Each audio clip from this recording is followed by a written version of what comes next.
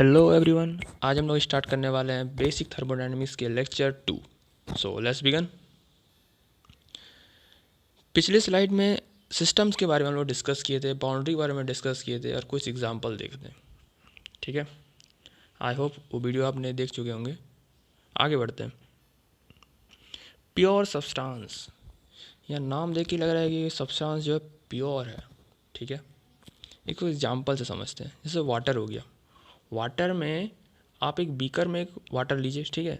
उस through out volume आपको सिर्फ और सिर्फ H2O के मॉलिक्यूल्स ही मिलेंगे, मतलब आपको दिखेंगे नहीं, लेकिन वो H2O के मॉलिक्यूल्स ही मिलेंगे। तो अगर थ्रू आउट वॉल्यूम अगर केमिकल कंपोजिशन चेंज नहीं हो रहा है तो वो प्योर सब्सटेंस है। ठीक है, अगर है दूसरा कोई मॉलिक्यूल्स वाटर में तो वो प्योर सब्सटेंस नहीं कहलाएगा। A substance is said to be a pure substance if it is of constant chemical composition. ये कांस्टेंट केमिकल कंपोजिशन मतलब ये बता रहा है कि कहीं भी आप 2 पॉइंट ले लीजिए, वाटर में या बीकर में आप, ठीक है, उसके अंदर में अगर उसका डिफरेंस 0 हो रहा है केमिकल कंपोजिशन का, ठीक है, तो वो प्योर सब्सटेंस कहलाएगा। Constant chemical composition through out its volume. आगे बढ़ते हैं। थर्मोडायनेमिक इक्विलिब्रियम, ये बहुत इंपॉर्टेंट है। ठीक है, तो कोई सिस्टम को हम लोग थर्मोडायनेमिक इक्विलिब्रियम कब बोलेंगे?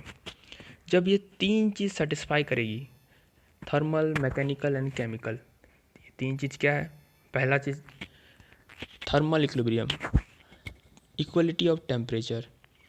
इक्वलिटी ऑफ टेम्परेचर किसका? सिस्टम और सराउंडिंग का टेम्परेचर जो है बराबर होना चाहिए, तब हम बोलेंगे वो सिस्टम थर्मल इक्विलिब्रियम है। Next mechanical equilibrium. Mechanical equilibrium आप मैकेनिक्स से पढ़े हैं कि summation of net force is equal to 0। ठीक है, मतलब इक्वलिटी ऑफ फोर्सेस होना चाहिए। ठीक है, तो नेट फोर्स 0 होना चाहिए, तो उसको बोलेंगे हम लोग वो सिस्टम मैकेनिकल इक्विलिब्रियम में है। तीसरा केमिकल इक्विलिब्रियम। जैसे पिछले स्लाइड में बताया था कि केमिकल इक्विलिब्रियम होना चाहिए, मतलब इक्वलिटी ऑफ केमिकल पोटेंशियल। ठीक है, तो 2 पॉइंट के बीच का केमिकल पोटेंशियल है वो जो डिफरेंस होना चाहिए वो 0 होना चाहिए, तो हम बोलेंगे वो केमिकल इक्विलिब्रियम में है वो सिस्टम।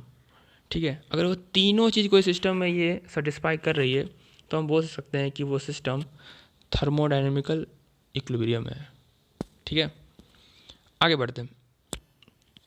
नेक्स्ट है property of a substance, property of system. तो it is characteristic of a system. नहीं समझ में आया? चलिए मैंने एक और लिखा है, it is a measure of matter content. ये बेसिकली ये बताता है कि आप मैटर को चेंज करने पे क्या property of a system change होता है या चेंज नहीं करने पर सिस्टम का प्रॉपर्टी चेंज होता है। ठीक है, तो ये बेसिकली 2 टाइप्स के प्रॉपर्टी होते हैं। ठीक है, यहाँ देखते हैं। अगर इंटेंसिव प्रॉपर्टी मतलब independent of mass, in independent, okay, ये आपको याद रखने का तरीका है। इसका मतलब ये है कि ये मास पे डिपेंड नहीं कर रहा है, मतलब आप मैटर को चेंज कीजिए लेकिन इसका प्रॉपर्टी चेंज नहीं होगा। टेम्परेचर ले लीजिए, प्रेशर ले लीजिए, विस्कोसिटी ले लीजिए। आप एक रूम में एक दीवार खड़ी कर दीजिए बीच में, आप देखिएगा कि दोनों साइड में टेम्परेचर सेम रहेगा, तो वो इंटेंसिव प्रॉपर्टी है। तो temperature is a intensive property.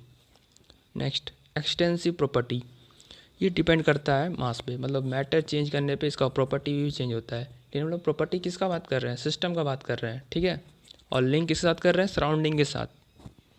ठीक है, तो ये वॉल्यूम, एनर्जी, इंथैल्पी, ये तीनों चीज़ जो है मास पे डिपेंड करता है। आगे हम लोग देखेंगे कि कैसे डिपेंड करता है। जैसे एनर्जी हो गया, एनर्जी तो मास पे डिपेंड करता है। आप इसका E=mc² ले लीजिए या इंथैल्पी को आप ले लीजिए।